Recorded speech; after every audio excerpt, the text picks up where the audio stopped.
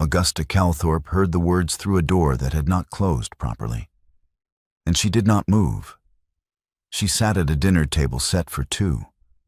A white soup cooling in a bowl before her, candlelight steady on silver she had polished by instruction for 23 years. And she heard her husband discuss the date on which she would be taken away. His voice was low and pleasant, the voice he used with tradesmen and doctors and men he intended to manage. The doctor's voice was lower still, accommodating, the voice of a man being paid to agree. Augusta heard the phrase, increasing nervous symptoms, and recognized it as a description of a woman she had never met. She heard the phrase, commitment certificate, and understood. With a clarity that arrived not as shock, but as the final piece of a picture she had been looking at for 2 decades without seeing the frame, that her husband had finished deciding something. She picked up her soup spoon. When Roderick returned to the table 5 minutes later, smoothing his coat, offering some pleasantry about Pell's tiresome habit of calling without notice, Augusta was smiling. She asked whether he would like more claret. He said he would. She poured it herself. That was the last ordinary evening at Halnaby House. Sir Roderick Calthorpe, Viscount Halnaby, was 51 years old and had been, for the whole of Augusta's adult life, the primary fact of her existence.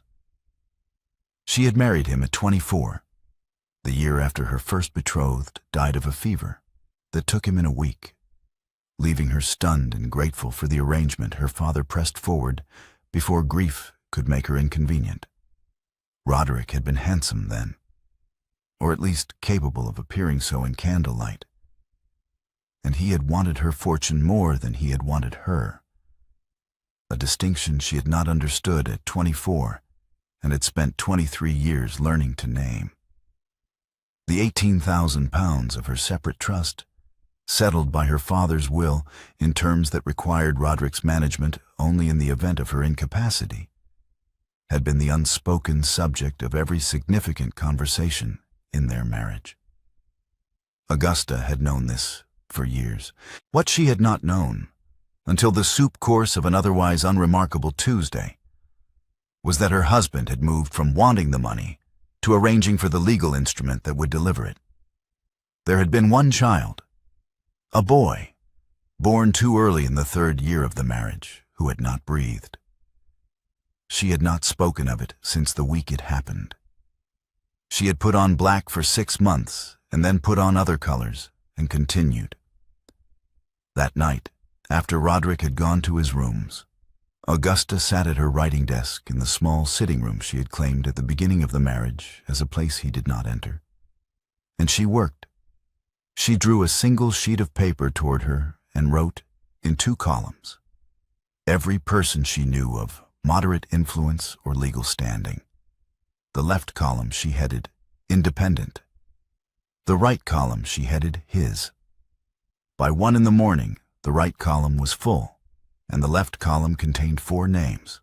By 2 in the morning, she had eliminated 3 of those. 1 dead, 1 abroad, 1 connected by marriage to Roderick's club. The 4th name she had found, not through her own acquaintance, but through an obituary in a 3-year-old gazette she had kept for an unrelated reason. A notice for a Mrs. Dorothea Crane, late of Gray's Inn, whose affairs had been settled by Mr. Theophilus Marsden, solicitor, of the same address. What had caught her attention 3 years ago was a phrase in the obituary's legal notice: specialist in contested settlements and separations, that had made her fold the paper and put it in her desk without quite knowing why. She knew why now. She wrote the name on a separate piece of paper and folded it. Then she wrote a second piece of paper, a short list, 2 items only, headed next. The first item was Marsden. The second item was Linnet Vaughn. Augusta had known about Linnet Vaughn for 14 months. She had not known her name for the first 6 of those months. She had known only that Roderick was spending Wednesday evenings away from the house with an implausibility of excuse that suggested either a mistress or a debt, and that the quality of his linen on those evenings was better than his usual. She had found the name through the simple method of asking her lady's maid, who had asked the footman, who had heard it from the coachman. Linnet Vaughn, 29, Bloomsbury, the daughter of a linen draper who had died solvent and left her a house and a modest income. Augusta had done nothing with this information for 8 months. She had told herself there was nothing useful to be done with it. She had been wrong. She saw that now, clearly and without self-recrimination, because self-recrimination was a luxury she could not afford at 2 in the morning with a commitment certificate already drafted and a doctor already paid. She blew out the candle and went to bed and slept 4 hours without difficulty, which surprised her until she understood that the difficulty of the last 20 years had been the not knowing, and that was finished. 8 days later, Augusta stepped down from a hired carriage in Bloomsbury and presented her card at a narrow terraced house with a blue door and a window box of late autumn herbs. The maid who answered looked at the card, looked at Augusta, and withdrew without speaking. Augusta waited in the hall, which was clean and simply furnished and smelled of beeswax and something herbal she could not identify. She waited 4 minutes. Then a door opened. Linnet Vaughn was not what Augusta had imagined, though she could not afterwards say precisely what she had imagined. She was slight, dark-haired, with the kind of face that had been pretty at 20 and was becoming something more interesting at 29. Sharper about the eyes, more deliberate in its expressions. She stood in the parlor doorway and looked at Augusta with an attention that was neither hostile nor deferential, and Augusta recognized it immediately as the look of a woman who had spent years deciding quickly which category a new person fell into. "Lady Halnaby," Linnet said. She did not move from the doorway. "Miss Vaughn," Augusta replied, "I would be grateful for half an hour of your time. I have not come to reproach you. I have come because I need your help. And I believe you may find, when you hear me, that you need mine." Linnet stepped back from the doorway and gestured toward the chairs by the fire. They sat. Linnet did not offer tea immediately, which Augusta noted as a form of honesty.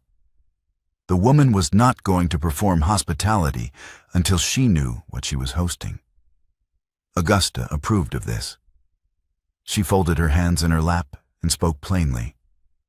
"My husband is preparing to have me declared of unsound mind and committed to a private establishment," Augusta said. "He has engaged Dr. Pell of Harley Street, who has been paid, I believe, to provide the necessary certificate. The purpose is my £18,000 trust, which transfers to my husband's management upon my legal incapacity.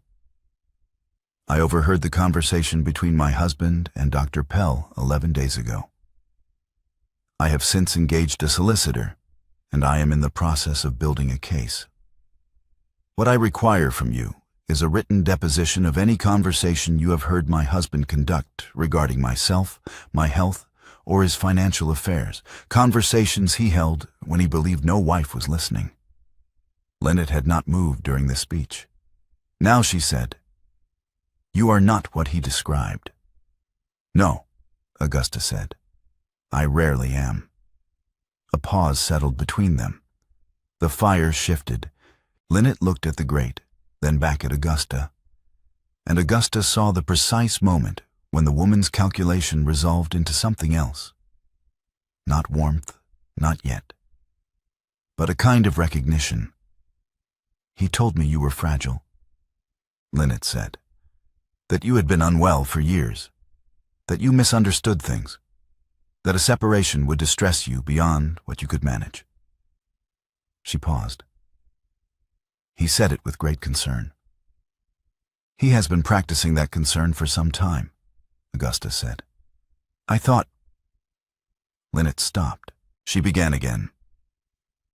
I told myself it was a private matter between a husband and wife. I told myself I had no standing to form an opinion. You have standing now, Augusta said. He used you to build a picture of a sick woman.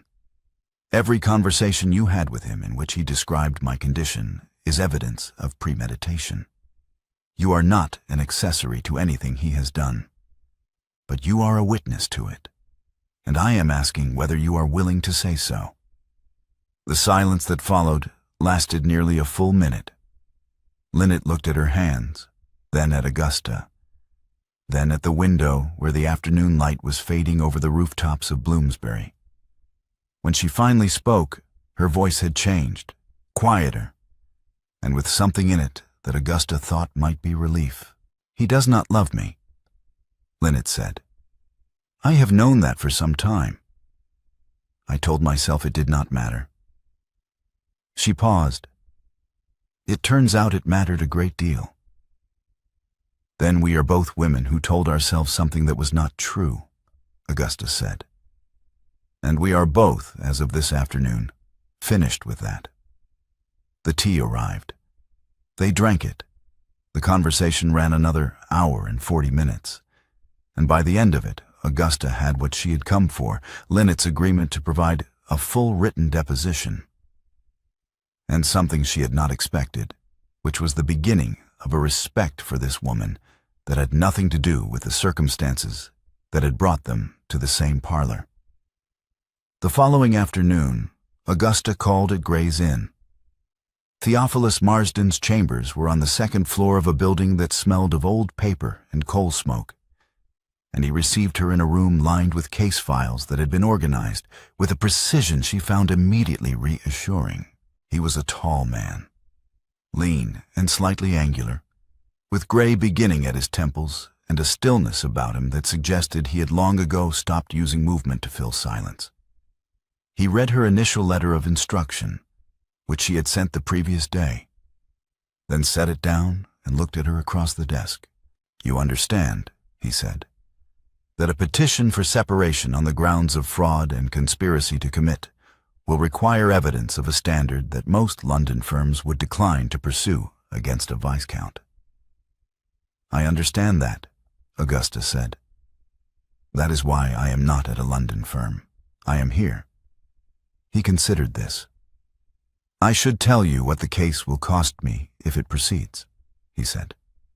My daughter is recently betrothed to a young man whose family moves in your husband's circle. If I take this case publicly, that connection becomes untenable. My standing in the inns has been built on 25 years of careful practice. Cases that were right, but not costly. This case is different. I may lose clients. I may lose the inns entirely if the opposition moves against me. Augusta looked at him steadily. And? He answered without hesitation. And I will take it, Theophilus said. I want you to know the cost, because I am not taking it without knowing it myself. But I have been doing small versions of this work for 25 years. And I think the reason I have been doing small versions is that I was waiting to be capable of the real demand when it arrived. He picked up his pen. It has arrived. Tell me everything, from the beginning. Augusta told him. She spoke for 2 hours without notes, and he wrote without interrupting.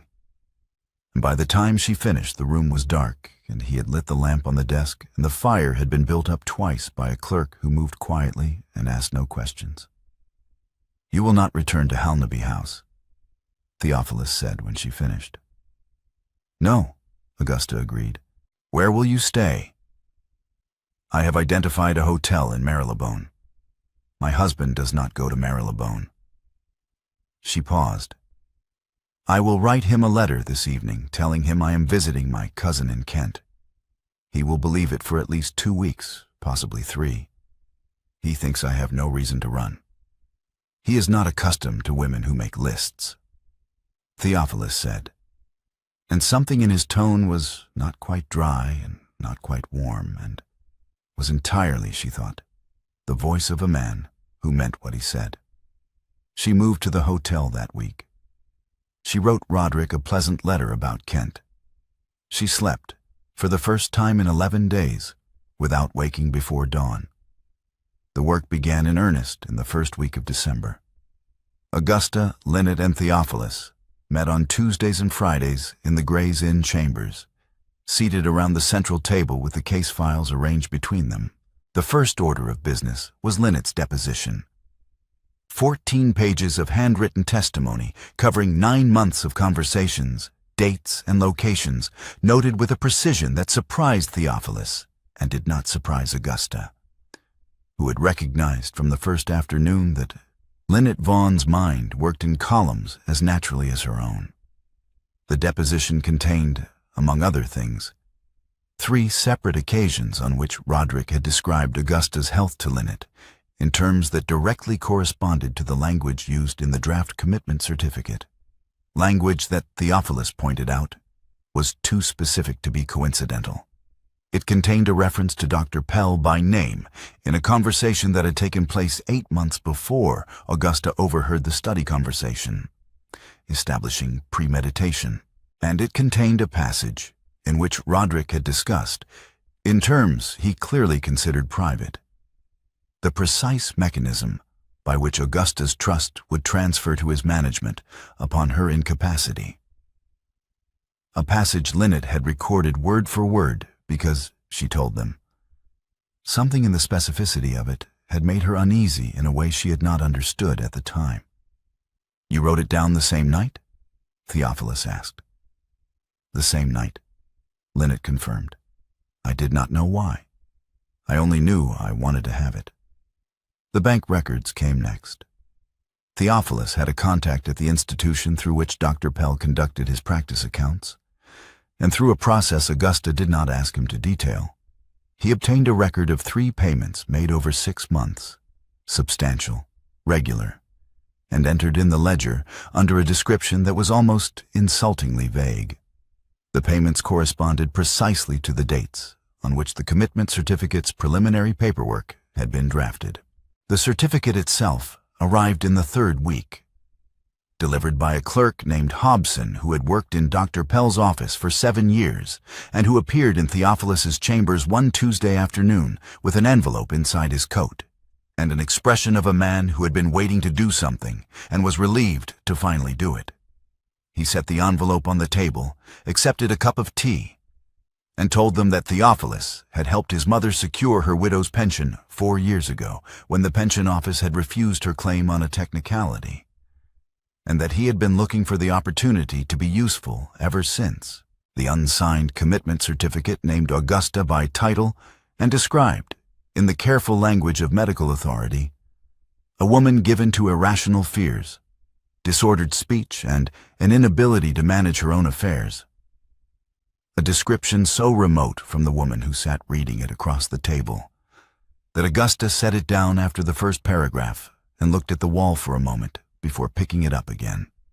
It was in that 3rd week, on a Friday afternoon when the light had gone early and the chambers were lit by lamplight, that Augusta's hand trembled slightly as she reached for her gloves at the end of the session. She was not aware of it until she noticed that a small glass of brandy had appeared on the table within her reach, placed there without comment, without announcement, while Theophilus was reviewing a file and had apparently not looked up. She looked at the glass, then at him. He was still reading. She had mentioned in a conversation 2 days earlier that brandy steadied her hands when they were unsteady from fatigue. It had been a passing remark, incidental, offered in the context of something else entirely. She had not expected it to be remembered. She drank the brandy. She put on her gloves. She said good evening and left. On the stairs she stopped for a moment and stood very still with her hand on the banister. And then she continued down, over those weeks. The formality between Augusta and Linnet had been dissolving in the way that formality does when 2 people are engaged in something real. not through any particular declaration or confidence, but through the accumulation of small moments. A look exchanged when Theophilus made a dry observation, a shared impatience with a particular form of legal language that required the same clause to be stated 4 times in succession. The afternoon Linnet arrived with her hair not quite right because she had walked fast in the wind and had not stopped to correct it, and Augusta did not mention it, and Linnet noticed that she had not mentioned it and said, without looking up from the file she was reading, "Thank you." By the 5th week, they were taking tea alone together in the small room off the chambers, without any legal pretext for the meeting, simply because the work had made them people who had things to say to each other. It was Linnet who found the thread that changed the shape of everything. She had been following a rumor, the kind of rumor that exists at the edges of social circles, never quite spoken directly, referred to in the past tense and in low voices. A woman in Bristol, 3 years earlier. A husband of good standing. A doctor. Linnet had heard the edge of it from a woman she knew socially, and had pressed carefully until she had a name. Mrs. Mary Holloway. And a location, which was not Bristol at all, but a private asylum in the West Riding of Yorkshire. Linnet traveled alone, telling neither Augusta nor Theophilus until she had something definite to bring back. She was gone 4 days. When she returned to the chambers on a Thursday morning, she set her coat and hat on the chair by the door with a deliberateness that made both Augusta and Theophilus look up. And she sat down at the table and placed before them a folded document with a witness seal. "Her name is Mary Holloway," Linnet said. "She is 34 years old. She was committed to the Halford private establishment in November of 1852, certified by Dr. Pell of Harley Street as suffering from melancholic delusions and an inability to manage her own affairs. She has been there for 2 years and 7 months. She is entirely lucid. She knew who I was within 5 minutes of our first conversation, and asked, in the second conversation, whether I had brought a copy of the Lunacy Act with me, because she had been trying to obtain one for 18 months. Linnet paused. "Her husband's name is Mr. Gerald Holloway. He is a business associate of your husband's from the Bristol days. And her separate property, which was settled on her by her father's will, transferred to her husband's management, in full upon her certification." The room was very quiet. Augusta did not move. Theophilus set down his pen. "The same doctor," he said. "The same doctor," Linnet confirmed. "The same language in the certificate. I compared it with ours. The same payments in the same bank, though I had to work harder for those. And the same pattern. A wife with a separate trust, a husband who wanted access to it, a doctor who could be engaged to provide the mechanism." She unfolded the document. "This is Mary Holloway's deposition, witnessed by the asylum's own chaplain, who agreed to witness it because he has been troubled by her case for 2 years and had no legal avenue available to him until I provided one." She began to read. Her voice was steady and clear, and she read every word, and the words described 2 years and 7 months of a lucid woman inside walls she had not chosen, writing letters that were not sent, requesting legal counsel that was not provided, asking questions that were answered with sedatives. Augusta listened without moving. When Linnet finished, she placed the document on the table and folded her hands on top of it. Theophilus stood and went to the window. He stood there for a moment with his back to them, looking out at the gray December courtyard of Gray's Inn. Then he turned around. "This is no longer a petition for separation," he said. "It is a criminal conspiracy, and it has been running for at least 3 years, and it involves at minimum 2 husbands, 1 doctor, and a pattern of conduct that the College of Physicians will not be able to ignore when it is placed before them with documentation." He came back to the table and sat down. I need to tell you both what this means for the strategy, and I am not going to soften it. We cannot move on the separation alone. We must file simultaneously on 4 fronts: the separation petition, which we already have; a habeas corpus application for Mrs. Holloway, which I will draft this week; a criminal complaint naming Pell, your husband, and Holloway for conspiracy to defraud; and a formal complaint to the College of Physicians requesting Pell's suspension pending inquiry. We file all 4 on the same day, before your husband can reach Pell and have him alter records. If we move on one without the others, one without, Roderick will have time to manage the story. When? Augusta asked. 6 weeks, Theophilus said. Possibly 5. I need to draft the habeas application and the criminal complaint from scratch, and both must be airtight before they are filed. The separation petition is nearly complete. The college complaint will take me a day. He looked at her directly. It will be a great deal of work. I am aware of that, Augusta said. I have not finished, he said. Mrs. Holloway must be freed before the dinner. Augusta looked at him. What dinner? Your husband sent you a birthday dinner invitation 2 months ago, Theophilus said. Your place is still set at his table. You are going to accept it. The quiet that settled then was of a different kind than any that had come before it. Augusta looked at the document on the table, then at Theophilus, and understood what he was proposing. You want to use the dinner, she said. I want you to use the dinner, he said. It is your dinner. It is your house. It is your marriage he attempted to destroy, and your name he intended to commit to an asylum, and your trust he was prepared to steal.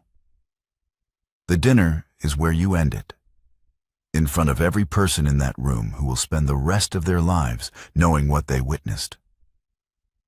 He paused.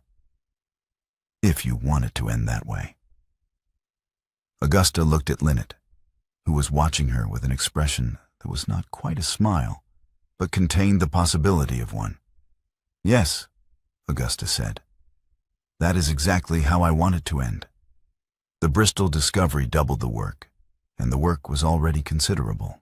Theophilus drafted the habeas corpus application and the criminal complaint simultaneously, working across a desk that was never clear of paper, while Augusta cross-checked every date in Pell's records against her own household accounts. A task that required her to sit with 5 years of domestic ledgers and trace, entry by entry, the pattern of Roderick's expenditures in the months surrounding each of the doctor's visits. The pattern, when it emerged, was exact. The 10th week was the hardest. It was a night in mid-January, the kind of cold that made the streets outside the hotel feel like another country. And Augusta sat in her room with a candle and a copy of the draft habeas petition and worked a calculation she had been avoiding. She took the date of the study conversation, the date the commitment certificate had been drafted, the rate at which such proceedings typically moved, and she arrived at an answer. 18 months, perhaps 20. That was how long she had had. That was how close she had come to being Mary Holloway. She sat with that for a while. Then she put on her coat. She arrived at the chambers at 11:15. The building was dark except for the light in Theophilus's window. His clerk, Sims, was still at the outer desk and let her in without surprise, which told her this was not an unusual hour for the work to continue. She went through to the inner room. Theophilus looked up from the petition draft. He took in her coat, her face, and the hour, and said only, "Sit down," gesturing to the small sofa by the fire. "I came to verify the clause about the certification date," she said. "Paragraph 4 of the habeas application." "I know which clause you mean," he said. "It is correct. I checked it this afternoon." He did not look back at the petition. "Sit down, Augusta." It was the first time he had used her given name. She sat down on the sofa by the fire. He came to sit beside her, not immediately, but after a moment, as though giving her the choice of whether she wanted company or solitude, and she did not move away. The fire was low and steady. She looked at it for a while. "I calculated tonight how long I had before it would have been completed," she said, "before the certificate would have been served and the proceedings begun." 18 months, Theophilus said. I made the same calculation in October. "I would have been Mary?" she said. "Yes," he said. He did not offer her a different version of that truth, and she was grateful for it. She was quiet for a moment. Then she said, "I had a child in the 3rd year of the marriage, a boy. He was born too early and did not breathe. I was alone in the room when it happened. The midwife had stepped out and my husband was not there. I have never wept aloud with another person in the room. I wept then, but I was alone." She paused. "I have never told anyone that before. I am not certain why I am telling you now." He did not speak immediately. He listened, which she had noticed from the first afternoon was something he did with his whole attention, not the partial attention most people offered while constructing their response. When she finished, he shifted slightly on the sofa and took her hand in both of his. Not a dramatic gesture, not a declaration, simply a hold, steady and warm, the weight of both his hands around hers. They stayed that way while the fire burned down to coals. Augusta did not speak again, and neither did he. And the quiet between them was not uncomfortable, but restful in a way she had not experienced since before she could remember. When the room had grown cold, she rose, and he rose with her. And she put on her coat and he held it for her. And she said good night and went out into the January dark and walked back to the hotel with her hands in her muff and her mind, for the first time in weeks, entirely still. He had not moved from beside the fire when she left. She knew this because she had turned once at the door, and he was still sitting with his hands resting on his knees, looking at the coals. 3 days later, a letter arrived at the chambers from the family of Theophilus's daughter's fiancé. The letter was courteous and specific. Rumors had reached their circle regarding Mr. Marsden's current case and its subject, and the family felt it necessary to inquire whether the engagement might be reconsidered. Theophilus read the letter at his desk, and then folded it and put it in his coat pocket, and went home to his house in Islington that evening, where his daughter Clara was at supper. He sat down across from her and told her everything. The case, the petition, the conspiracy, what it would cost him, what it had already cost him, and what the letter in his pocket contained. Clara was 24 and had her father's habit of listening without interruption. She heard him to the end. Then she was quiet for a long moment, and Theophilus watched her face and did not try to fill the silence. "I would not marry a man whose family required you to be smaller than you are," Clara said at last.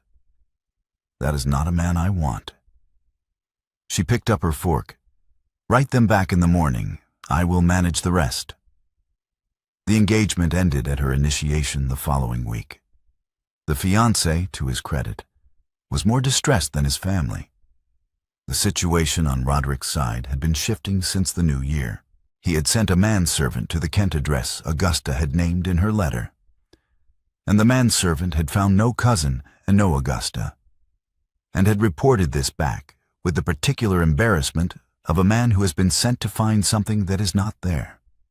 Roderick had then begun asking, in the careful way of a man who does not wish to appear to be asking, where his wife was. His aunt, Lady Branscombe, a formidable woman in her early 70s, who had strong opinions about the proper conduct of marriages and the improper conduct of wives, called at the Gray's Inn Chambers one Thursday afternoon and was received by Theophilus in the outer room. "I am inquiring on behalf of my nephew, Sir Roderick Calthorpe, as to the whereabouts of Lady Halnaby and the nature of any professional engagement you may have undertaken on her behalf," Lady Branscombe said. She delivered this with the authority of a woman accustomed to receiving answers. "The matter is privileged, Lady Branscombe," Theophilus said pleasantly. "I am not at liberty to discuss it. May I show you out?" Lady Branscombe looked at him for a moment, with the expression of someone recalibrating. "You are aware," she said, "that my nephew has considerable influence in legal circles." "I am aware of a great many things," Theophilus said, and opened the door. The story had begun to circulate in drawing rooms by the end of January, distorted, incomplete, but spreading in the particular way that London stories spread when they involve a viscount and an absent wife and a solicitor of no social standing whatsoever. Roderick's version, Augusta gathered from Theophilus's reports, involved a wife in the grip of a nervous crisis who had been taken advantage of by an unscrupulous lawyer. It was, she noted, a version that required her to be exactly what the commitment certificate said she was. In week 8, on a gray February afternoon, Theophilus read Mary Holloway's Yorkshire deposition aloud into the formal record. The full document, every word, for the purpose of the criminal complaint. Augusta sat across the desk and listened to the chaplain's witness testimony describing Mary's condition, her clarity, her requests, her letters that were not sent. By the time Theophilus reached the final page, Augusta's hands were closed on the arms of the chair, the knuckles pale. Theophilus finished reading. He set the document down. He reached across the desk and placed his hand over hers, not the gentle, tentative gesture of someone uncertain of their welcome, but a firm, deliberate weight. A hand that said he was present and would not withdraw. He held it there for a long minute. Augusta looked at his hand on hers. And then she turned her hand under his and pressed it once. And he felt it and did not move. And neither did she. And the fire in the grate went on burning, and the February light went on fading through the windows of Gray's Inn. And that was the first touch either of them had chosen. They filed on a Thursday in the second week of February. Theophilus had been at the desk for 40 hours across 2 days. The petition spread across every surface of the chambers, Sims bringing coffee at intervals and carrying documents to the relevant offices as each section was completed. Augusta and Linnet arrived at 7 in the morning and worked beside him. Augusta reviewing dates and figures, Linnet organizing the supporting documents into the sequence Theophilus had specified. At 10:30, the final packet was sealed. At noon, Sims carried it to the court. Augusta wrote her acceptance of Roderick's birthday dinner invitation that afternoon and sent it by the evening post.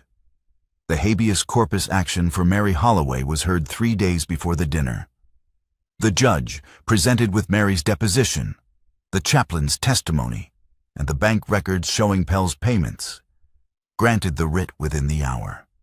Mary Holloway walked out of the Halford private establishment on a Tuesday morning, accompanied by Linnet in a hired carriage, and was installed in a cottage outside London with her sister, who had been trying to reach her for 2 years. Mary was small and thin and moved carefully, as people do when they have spent a long time in spaces where movement was restricted. She sat in the carriage with her hands in her lap and looked at the countryside passing outside the window, and did not speak for a long time. Then she said to Linnet, "Who is the solicitor?" "His name is Theophilus Marsden," Linnet said. Mary was quiet a moment. "Tell him," she said, and stopped and began again. "Tell him I would like to thank him when there is an occasion for it." "You can tell him yourself," Linnet said. "He will be at the dinner." Roderick's birthday dinner was held on a Friday evening in the second week of February at Halnaby House. The dining room lit with 40 candles and the table set for 20.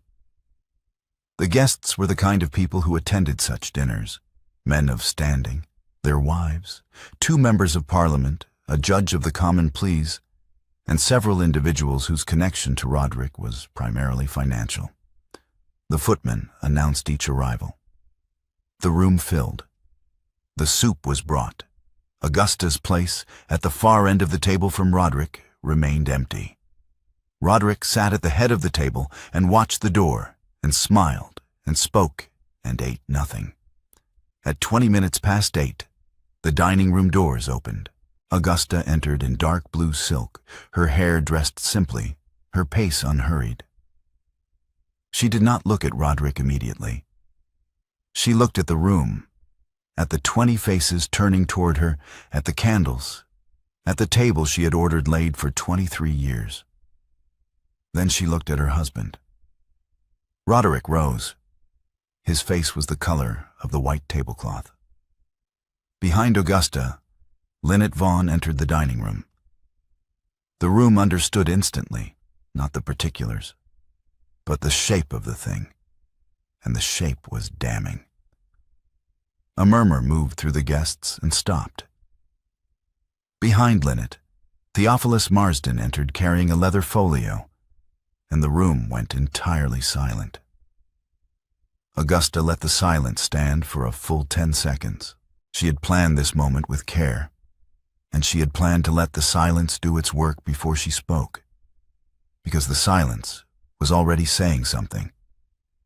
That these 3 people had arrived together, prepared, and that nothing about what followed would be a surprise to any of them. "Ladies and gentlemen," Augusta said, "I apologize for the interruption to your evening. I will not take long." She turned to Roderick. He had not sat back down. He stood at the head of the table with his hands at his sides. And for the first time in 23 years, Augusta looked at him without managing her expression at all. "My husband," she said, "has spent the better part of 2 years arranging to have me certified as a person of unsound mind and committed to a private establishment. He engaged Dr. Pell of Harley Street to provide the certificate, paying him in 3 installments over 6 months, the records of which are now in the possession of the court. The purpose was my separate trust of £18,000, which would have transferred to my husband's management upon my legal incapacity." She paused. "This is not a new scheme. 3 years ago in Bristol, a woman named Mary Holloway was committed to a Yorkshire asylum by the same doctor under identical circumstances, at the instigation of a business associate of my husband's. Mrs. Holloway was released by habeas action 4 days ago. She is in London tonight." The room had not moved. One of the parliamentary guests had set down his wine glass. The judge of the Common Pleas was watching Augusta with an expression of concentrated attention. Theophilus stepped forward and opened the leather folio. He placed 3 documents on the table, one at a time, in the deliberate sequence they had agreed upon, and spoke each document's identity as he set it down. "The criminal complaint filed this morning," he said, naming Sir Roderick Calthorpe, Mr. Gerald Holloway, and Dr. Edmund Pell, for conspiracy to defraud by fraudulent commitment. He set it down. "The petition for separation, granted by the court on the 12th of February, uncontested." He set it down. "The notice of suspension issued by the College of Physicians to Dr. Pell, pending inquiry into his conduct in the matters of Mrs. Augusta Calthorpe and Mrs. Mary Holloway." He set it down and stepped back. Roderick said, in a voice that was almost steady, "Augusta, you are—" "I am not unwell," Augusta said. "I am not disordered. I am not fragile. I am not any of the things you described to your doctor, or to your mistress, or to your aunt, or to anyone else you required to believe a particular story about my mind. She looked at the room, at the 20 faces, and her voice was clear and entirely calm. I did not come here this evening for an apology. I came so that no one in this room, no one who sits at this table tonight or speaks of this evening afterward, could ever say they did not know, could ever say they were not present, could ever say that what happened to me happened in the dark. She turned away from her husband's face and walked toward the doors. The room did not speak. Linnet fell into step beside her. At the doors, Augusta stopped once and looked back. Not at Roderick, but at the table, the candles, the 20 faces, the room she had managed for 23 years. And then she walked through the doors and did not look back again. Theophilus followed, the folio under his arm. Before she had left the house that evening, before the guests had arrived, before Roderick had come down to the dining room, Augusta had gone to the mantelpiece and placed 2 folded notes there, side by side, addressed in her own hand. They were brief, identical, written with the same pen and the same ink, and they said only, "Notice has been served."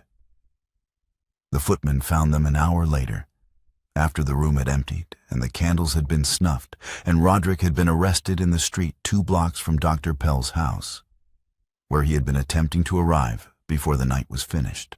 The footman held the 2 notes in the lamplight for a moment, then placed them on the salver and carried them to the butler, who did not know what to do with them. And so they remained on the salver in the hall of Halnaby House until morning, when the solicitor's clerk arrived to take possession of the house's documents, and took them as well. The morning after the dinner, Augusta arrived at the Gray's Inn chambers at 9 o'clock to find Theophilus already at the desk, but not working. He was sitting with a cup of tea and no papers in front of him, which was the first time she had seen him at that desk without papers in front of him. And it made the room look different. Larger, quieter, as though it had been cleared of something. The petition was granted. The criminal charge was filed. Linnet had departed the previous evening for Antwerp, where she had family and where Augusta had insisted, over Linnet's protests, on providing a settlement from the first disbursement of her trust. Enough to establish herself, enough to choose. Mary Holloway was in her cottage with her sister, and had sent through Theophilus's clerk a note that contained only 4 words. "I am outside now." "You are leaving for Bath today," Theophilus said. "This afternoon," Augusta confirmed. "I have taken a small house there under my maiden name. Mrs. Augusta Pierce." She paused.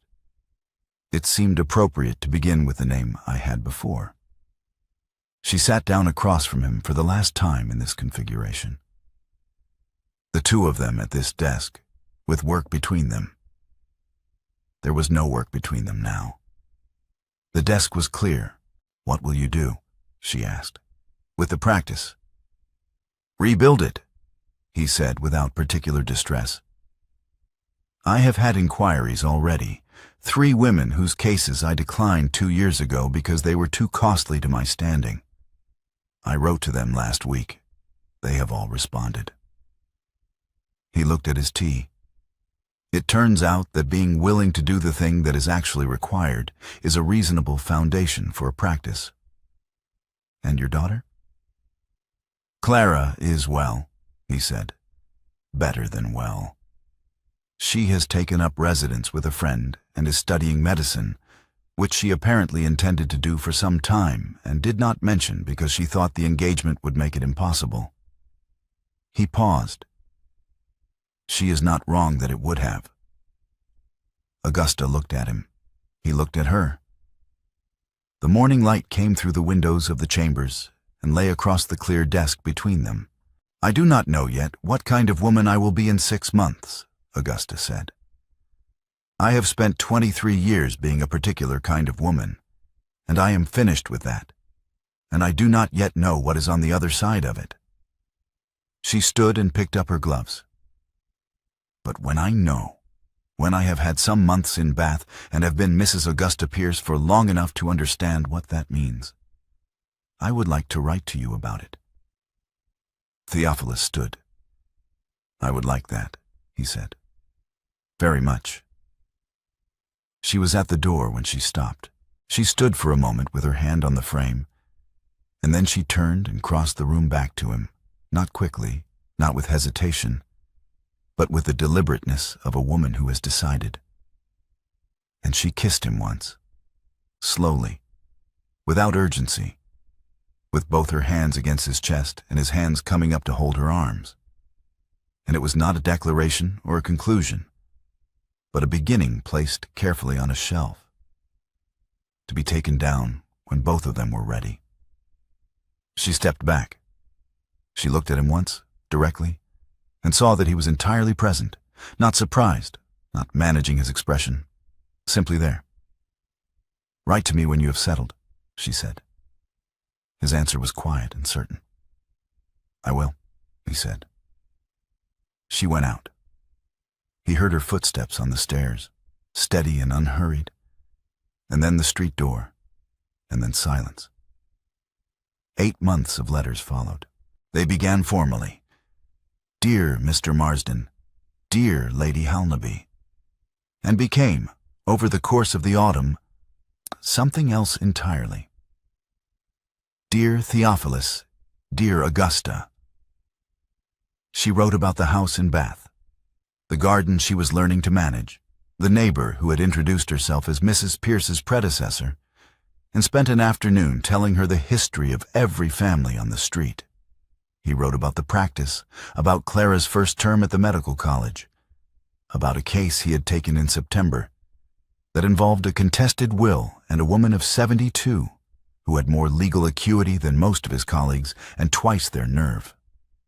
He wrote, in October, about a jar of preserved lemons he had found at a market that tasted exactly right. She wrote back, in November, that she was glad. In late September, Theophilus came to Bath for 3 days. He remained 9. The small drawing room of the house in the evenings, the fire lit, Augusta reading aloud from a novel she had recommended in one of her letters, while Theophilus sat in the chair opposite and listened with the same whole attention he had given everything she had ever said to him. On the 6th evening she closed the book at the end of a chapter and set it on the table beside her, and looked at him across the room, and he looked back at her. And then he rose and crossed to where she was sitting, and she took his hand, and he extinguished the lamp. The next image is morning. Late summer light through open windows, the smell of the Bath garden coming in, 2 teacups on a single tray on the low table. On the writing desk in the corner, a half-finished letter in Augusta's hand, the ink still fresh, addressed to a cottage outside London. It began, "My dear Mary, you will be glad to hear." The 2 notes of the title, transformed. No longer a husband's instruction, whispered to a woman he had used, carried in secret across a city to the wife he intended to erase. These are a woman's own words, written in her own house, under her own name, in the full light of a morning she had chosen, to a friend she had found in the ruins of a man's deception and kept for her own. Notice had been served. The rest was hers.